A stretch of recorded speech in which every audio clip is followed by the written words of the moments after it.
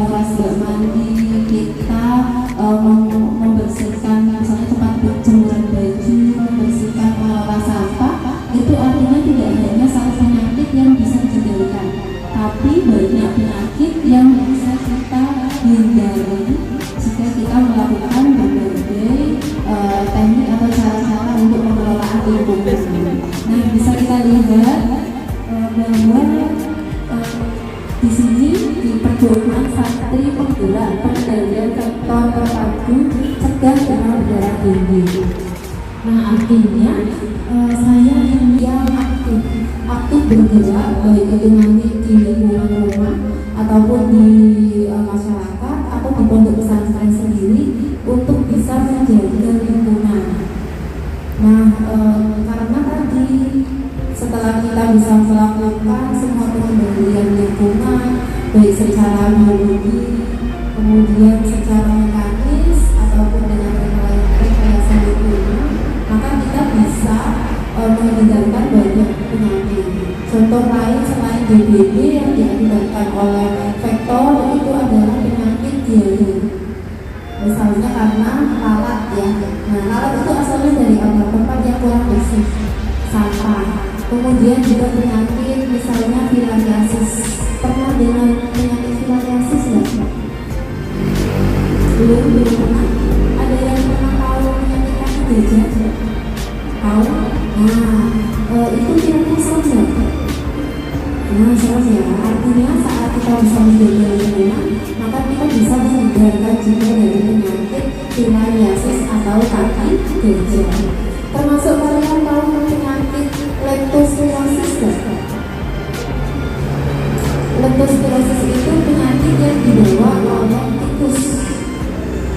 Nah, saat kita menjaga rumah kita, pondok kita dari berbagai misalnya barang-barang yang berserakan, barang-barang yang tidak tertata rapi dan tidak diatur dengan baik, itu mendatangkan tikus. Nah, tikus itu juga bisa menjadi sumber penyakit leptospirosis. Misalnya saat di jemuran banyak genangan air gitu ya. Nah, itu artinya nanti banyak kotoran tikus yang bisa mencemari tadi air yang tergenang. Nanti saat kita luka kumannya masuk, nah itu bisa menjadi sumber penularan ya. Jadi artinya saat kita melakukan berbagai pencegahan baik itu untuk penyakit selain DBD, maka semuanya juga akan menjadi sehat. Begitu ya. Jadi penekanannya adalah kita melakukan perilaku hidup bersih dan sehat.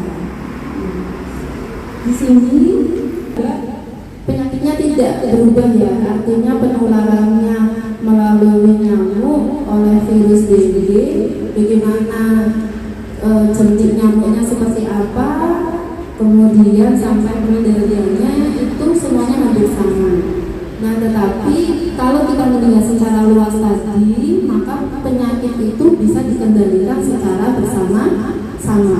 Walaupun di sini kita belajar untuk pengendalian khusus DBD, tapi sebenarnya sekali kita tadi melakukan pengendalian, maka kita bisa mendapatkan DBD.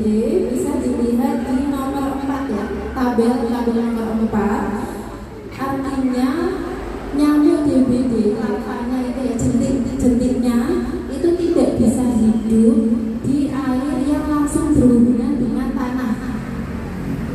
Jadi dia bisa hidupnya di air bersih, genangan air bersih, di bak mandi, kemudian di tong-tong penampungan air, di ember, di vas bunga, tempat minum burung. Nah, itu semuanya tidak ada tanahnya, tidak langsung berhubungan dengan tanah. Kalau nyamuk yang langsung berhubungan dengan tanah itu adalah nyamuk malaria sama filariasis. Nah, artinya pokoknya kalian saat pengendalian itu nggak usah mempedulikan ini nyamuk DBD apa nyamuk filariasis ya. Dan kemudian tidak terkena langsung oleh sinar matahari. Nah, kenapa sih tadi di bak mandi, di vas bunga, tadi karena tempatnya itu lembab, tidak langsung kena sinar matahari, tidak kepanasan gitu. Nah, itu adalah potensi-potensi tempat berkembang biaknya